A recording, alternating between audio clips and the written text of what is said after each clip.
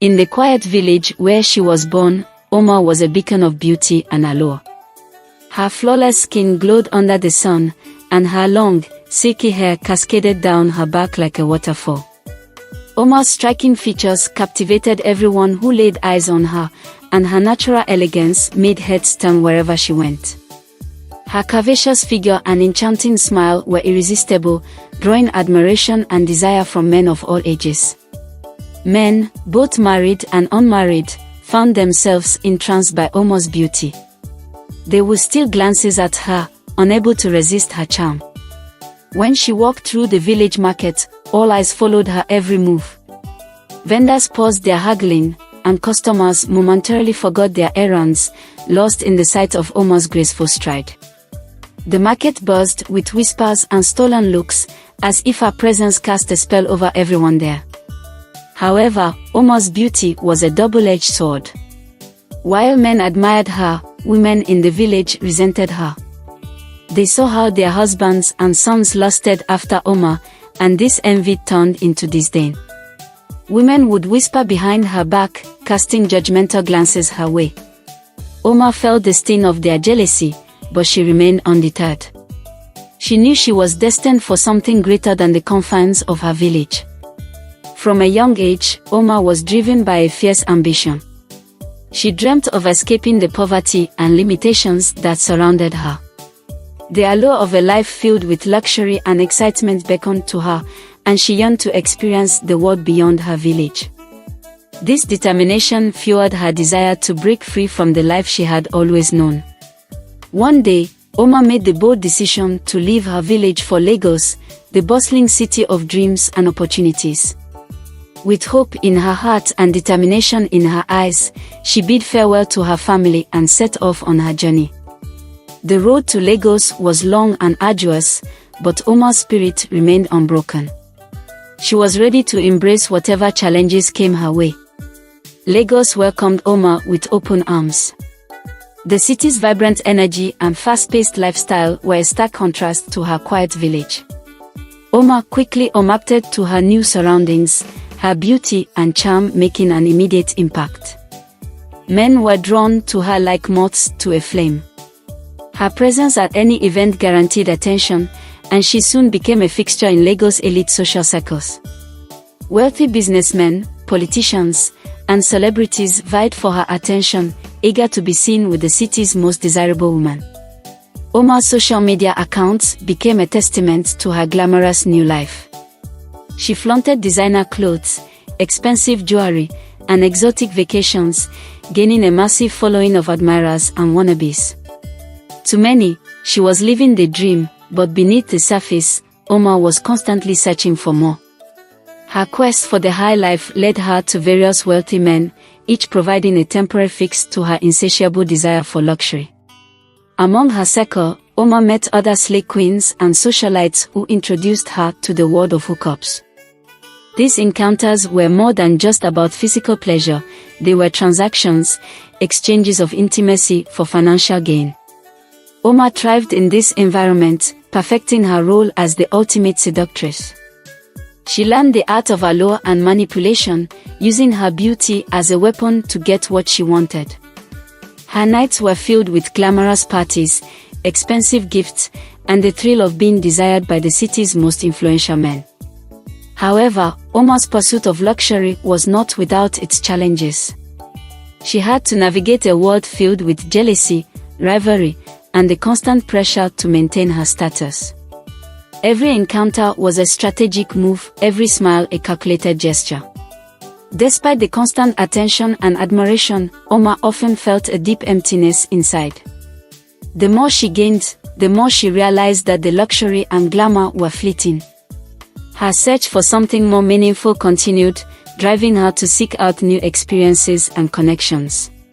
One night, at an exclusive party in Victoria Island, Omar's life took a pivotal turn.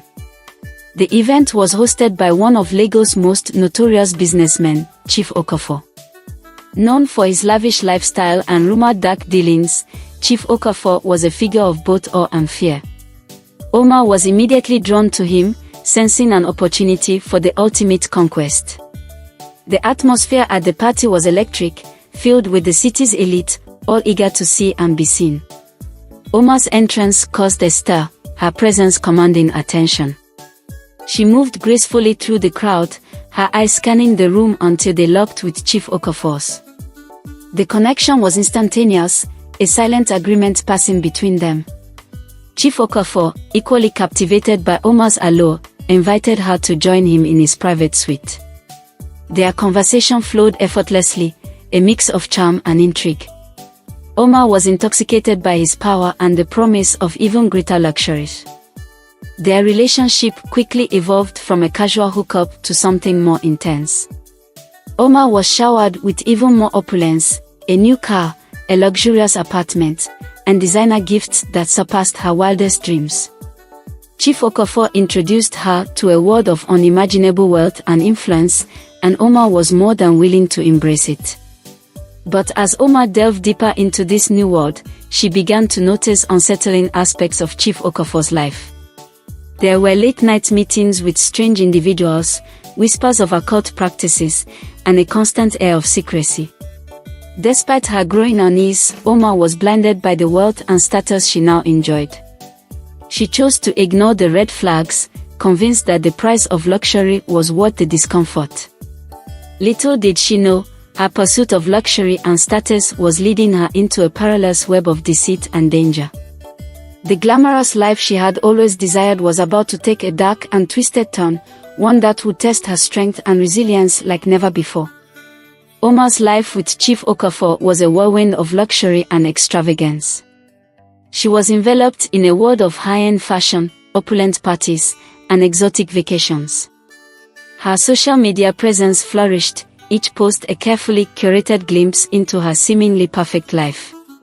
Yet, beneath the glittering surface, a sense of unease began to grow. The lavish gifts and constant attention from Chief Okafor initially blinded Omar to the darker aspects of his life. His wealth seemed limitless, and his influence reached into the highest echelons of society. Omar found herself in rooms with powerful figures, men and women whose very names commanded respect and fear. It was intoxicating, but also unsettling. As their relationship deepened, Omar began to notice peculiarities. Chief Okafor often disappeared late at night, leaving Omar alone in their luxurious penthouse. When she inquired about his absences, he dismissed her concerns with vague explanations and charming smiles. Yet, the whispers persisted. Omar overheard fragments of conversations between Chief Okafor and his associates, mentions of rituals and sacrifices that sent chills down her spine. One evening, after another grand party, Chief Okafor invited Omar to a remote estate, far from the bustling heart of Lagos. He spoke of a private celebration, a gathering of close friends. The promise of exclusivity and grandeur piqued Omar's curiosity, and she agreed to accompany him. As their car wound through the dark, narrow roads leading to the estate, Omar felt a growing sense of apprehension. The estate was breathtaking, a sprawling mansion surrounded by dense forest. The opulence was overwhelming, but the atmosphere was thick with an eerie sense of foreboding. Masked men and women moved about with a ritualistic purpose, their actions synchronized and precise. Omar felt a shiver of unease, but she pushed it aside, reminding herself of the luxury and status that came with her relationship with Chief Okafor. As the night progressed, Omar's unease grew into terror. She was escorted to a secluded area of the estate where a sinister ritual was taking place. Candles flickered around a makeshift altar, and strange symbols were etched into the ground. Chief Okafor stood at the center, his eyes glowing with a malevolent energy. Omar's heart pounded as she realized the extent of his involvement in dark occult practices. Before she could react, Chief Okafor's henchman seized her, dragging her towards the altar to sacrifice her. Do you want to know what happened to Omar? Stay tuned and watch out for part 2.